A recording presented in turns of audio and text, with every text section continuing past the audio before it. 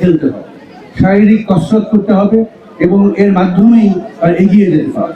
এবং এই কারণেই আমাদের প্রধানমন্ত্রী জনাব তারেক রহমান উনি অনেক দিন ধরে ভাবছেন যে আমাদের দেশের এই শিশুদের, আমাদের দেশের ছাত্রদের তাদের পরিপূর্ণ শারীরিক বিকাশ, মানসিক বিকাশ এবং ভবিষ্যতে যারা কম্পিটিটিভ একটা লাইফ তারা লিড করতে পারে, দেশের মধ্যে তারা কম্পিটিশনে যুক্ত হতে পারে, দেশের বাইরে তারা বিভিন্ন কম্পিটিশনে জয়ী হতে পারে, সেই প্রক্রিয়া আমাদের শুরু করা প্রয়োজন।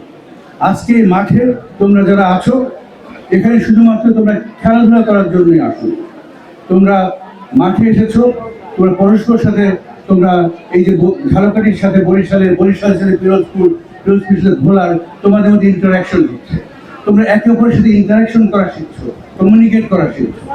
তোমরা খেলার মাঠে যখন দলবদ্ধ হয়ে খেলো, তখন অনেক খেলাই আছে যেমন ফুটবল, সবাইকে একসাথে একটা টিম হিসাবে খেলতে হয়। তোমরা শিখছো একটা টিম হিসাবে তুমি কিভাবে বাংলাদেশকে ভবিষ্যতে সামনের দিকে এগিয়ে নিয়ে যাবে। তোমরা এই মাঠের মধ্যে তোমাদের নেতৃত্ব তোমরা শিখছো। প্রিয় উপস্থিতি, এখানে মাননীয় বিভাগীয় প্রশাসক বসে আছেন, মাননীয় জেলা প্রশাসক বসে আছেন, আমি জানি না এখানে হয়তো উপজেলা নির্বাহী অফিসাররা বসে আছেন।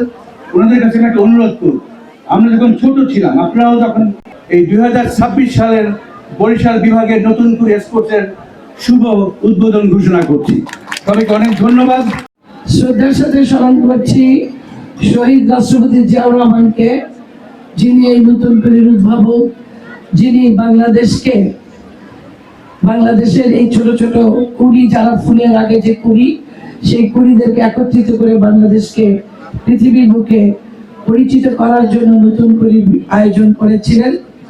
এবং তার যোগ্য উত্তরসূরি হিসাবে তার রক্তের সন্তান, যিনি এখন বাংলাদেশের দায়িত্ব নিয়েছেন, বাংলাদেশের মানুষের জনগণের ভোটে সরাসরি ভারত ভোটে যিনি নির্বাচিত হয়েছেন এবং বাংলাদেশের প্রধানমন্ত্রী দায়িত্ব নিয়েছেন, জনাব তারেক রহমান, যিনি আবার নতুন করে সেই খেলার মাধ্যমে আমাদেরকে মনে করিয়ে দিয়েছেন নতুন করে এই প্রতিযোগিতার মাধ্যমে।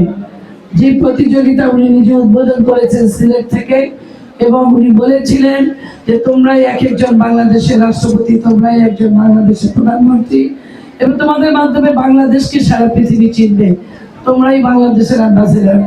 আমরা সেটাই বিশ্বাস করতে চাই। আজকের যে নতুন করে যে আমাদের এখানে যে খেলোয়াড়রা আছেন, আমরা বরিশাল জেলার যে প্রতিযোগিতা হয়েছিল 16টি ইভেন্টের ভিতরে বরিশাল সিটি কর্পোরেশন 15টি ইভেন্টে জয়লাভ করেছে এবং স্বর্ণ পেয়েছেন।